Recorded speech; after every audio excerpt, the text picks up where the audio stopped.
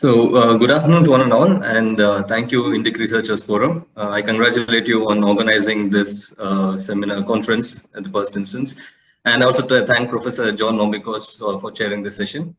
Now, the topic that I'm supposed to talk on is Afghan jihad and the historic rise of Taliban. Now, this very topic, having a very historical flavor, is supposed to sort of guide us to understand the present. And so I believe that it is important to look at the past in a manner that it helps us develop a framework that can then help us understand the present developments. As the title itself suggests, Afghan Jihad and the Rise of Taliban, what exactly we're looking at here is sort of motivations for this group called Taliban to rise amidst this crisis called Afghan Jihad, right? So when psychologists or scholars looking at the whole theory of motivation, right, they identify that there are two basic ways of motivating somebody to do something. One is an intrinsic factor where the individual is self-motivated to do something, while there is an extrinsic factor where there is the fear of the threat of punishment or the lure of incentive for him or her to work hard. I think we can extrapolate this framework to nation states as well to help to understand certain societies as well. Especially in the context of Afghanistan, we see that when the Afghan jihad actually happened, there were both internal factors or what we call as intrinsic factors, and there was the international dimension, what we can call as the extrinsic factors. But adding to this, there was also something known as the atmospheric factor or the neighborhood factor. So looking at these three, I think we can understand what happened during the Afghan jihad period, and then how that actually helped in the rise of the Taliban. So first of all, looking at the so-called intrinsic factor, the domestic factor.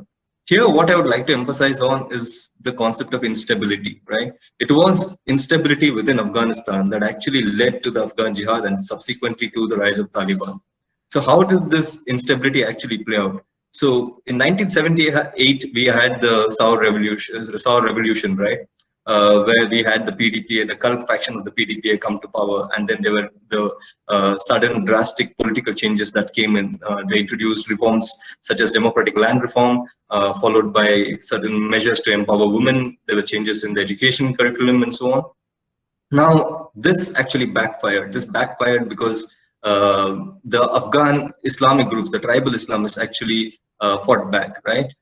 So what we understand here is that in most democracies, when well-intending policies are imposed on societies that are not actually ready for the kind of change, it tends to backfire, right? So that was the primary impetus for the Afghan jihad. The fact that a lot of these domestic groups, the tribal groups, were not ready for the kind of changes, kind of policies that the PDPA was sort of looking to impose on them.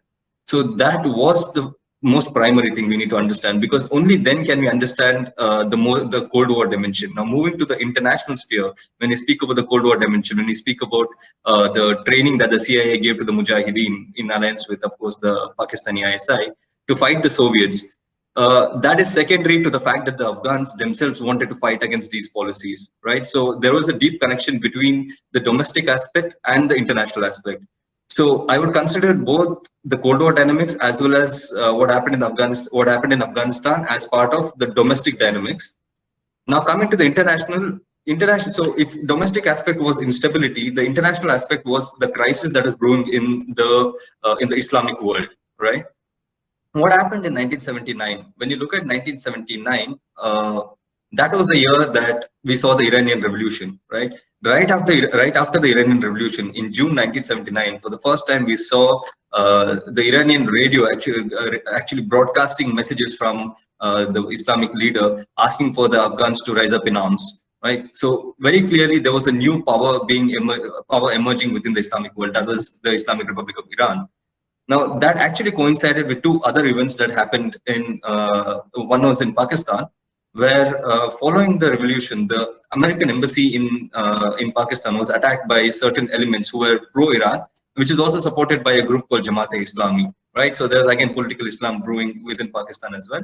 At the same time, the Holy Mecca in Saudi Arabia was taken over by certain fundamentalists who felt that the Saudi royal family was no more capable of being the defender of Islam.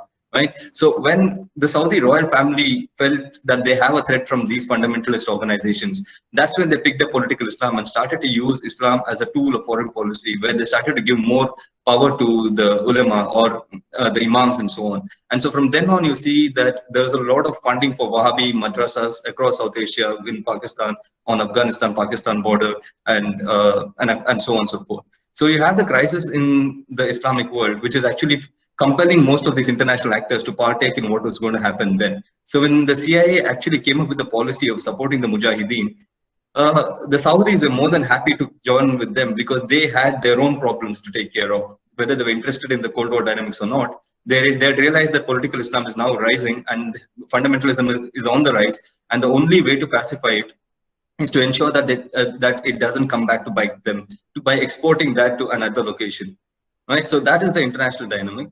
And then there is a third, which is that of the atmospherics, or what we call as the environmental dimension or the neighborhood dimension. That is what Pakistan presented at that point in time. Because what we see is that in 1977, 1978, when General Ziaullah had come to power in Pakistan, uh, he was not in good terms with the then Carter administration in the United States, right? So, and especially given the fact that he was sending the previous democratically elected leader, Mr. Zulfikar Ali Bhutto, to gallows, he was not in the good books of the United States, right? And so then he crafted a formula which is there, which is sort of followed on in Pakistan ever since, that whoever is in power in Pakistan, be it the military or the civilian leadership, they tend to pander to the fancies of these Islamist parties, the political Islamist parties, because they have a significant vote bank. So if you look at what happened during the during 77, 78, and 79 onwards, General Zia started to build alliances with the Jamaat-e-Islami of Pakistan, right? But around the time the Jamaat-e-Islami was getting powerful, there was another group also which was getting equally powerful, if not any lesser. That was the Jamaat Ulema Islami, right? The difference between these two groups was that the Jamaat-e-Islami was very much urban in its character. Most of its cadres were from the urban or semi-urban centers. But when you look at the Jamaat-e-Ulema Islami, they come from the border region of Afghanistan, and they're predominantly rural in the character, right? And they also are predominantly Pashtun as well. So what happened at that point in time is, Zia-ul-Haq had utilized all of these groups in terms of training the Afghan Mujahideen, and we know what happened in Afghanistan then. But then coming closer to the withdrawal of the Soviet Union, and then since the topic that I'm supposed to actually talk about is the rise of the Taliban, right? So what happened during the 1990s is again very important. Because during towards 1990, 91, 92, there was a significant change happening in the Pakistani politics with the coming of Benazir Bhutto and her people's, the PPP, Pakistan People's Party. Now, because of some historical factors, now for the uninitiated who does not understand Pakistani politics as much, I'd like to take you back to the 1970s. So when Pakistan had two wings, that is the West Pakistan and East Pakistan. Before the creation of Bangladesh, it was observed that the Bhutto family, or the PPP, were basically known as Islamic socialists rather than Islamic radicalists or Islamic fundamentalists. But this socialism did not appeal to the right-wing Islamic groups, that is the Jamaat-e-Islami, right? So because they had fallen out with the Jamaat-e-Islami, they found that they could make alliances, build partnership with the Jamaat Ulema Islami, that's JUI.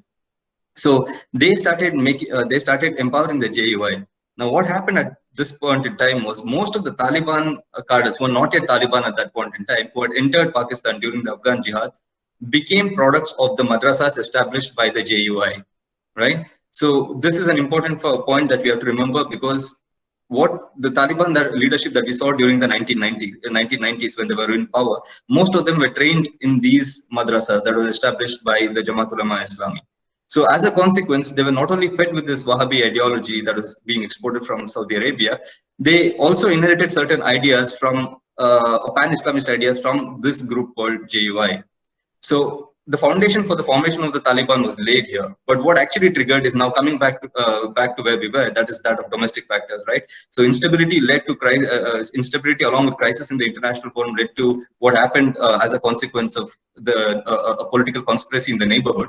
But then this again comes back to the domestic dimension, wherein now, after this withdrawal of the Soviet Union, instability once again continued, because initially, if it is a problem of flawed policies, now it is the problem of not having a coherent government in Afghanistan. So after the withdrawal of Soviet Union in the late 1980s and the early 1990s, we observed that there was a power vacuum. There was a leadership crisis in Afghanistan, right? Especially the region of Kandahar, which was economically quite important for all the trade that was happening between Pakistan and the rest of Central Asian and West Asian world at that point in time.